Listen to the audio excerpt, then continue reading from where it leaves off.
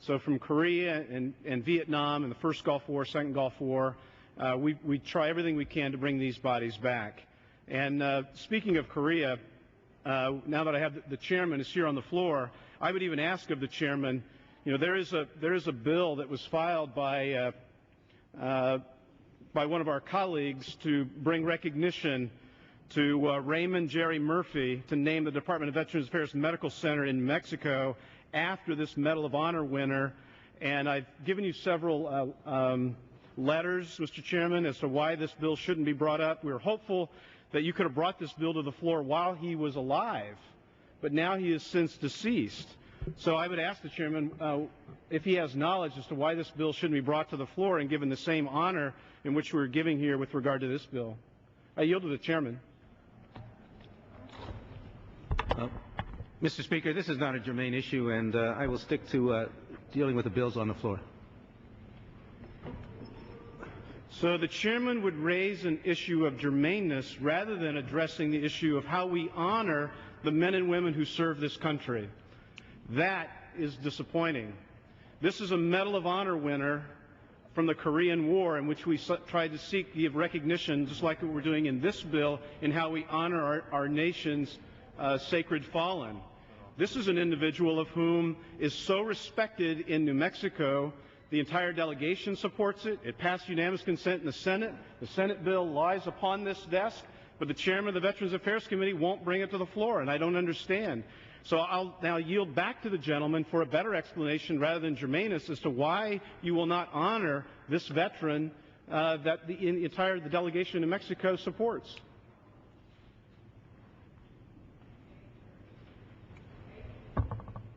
The gentleman from Indiana yield back the balance of his time. No, a gentleman from Indiana yields to the chairman of the House Veterans Affairs Committee. Mr. Speaker, is there a parliamentary inquiry? Does the yieldee... The gentleman will state his parliamentary inquiry. Does the yieldee have to make time for an extraneous comment from the yielder? Does the gentleman from Indiana yield for a parliamentary inquiry? I'll absolutely yield for a parliamentary inquiry. The gentleman from California will state his parliamentary inquiry. Does the yieldee required to give time to the yielder for a matter that has nothing to do with the matter under discussion? That is my point. Members may yield to one another during debate. So are they through with their time? Have they yielded back the balance of their time?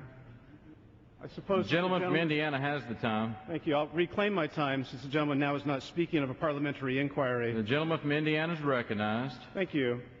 Well, I think by silence, by omission, the chairman just spoke. And how disappointed I am that veterans, that he just said that he wanted to come to the floor, that he was going to take this moment as a thank you to veterans and all they do. Yet here we have an opportunity in bipartisanship to recognize this Medal of Honor winner from Korea, whereby he wouldn't even do it when the gentleman was alive, and now he's deceased, and he still won't even give this individual the recognition. Yet the Senate bill, in a bipartisan fashion, lays upon this desk. I am very disappointed, and I don't know what it's going to take, Mr. Chairman, to get you to move this bill and give the recognition. The governor supports it. The two senators support it. The members of Congress from New Mexico support it. All the veteran service organizations support the bill, and I support this bill.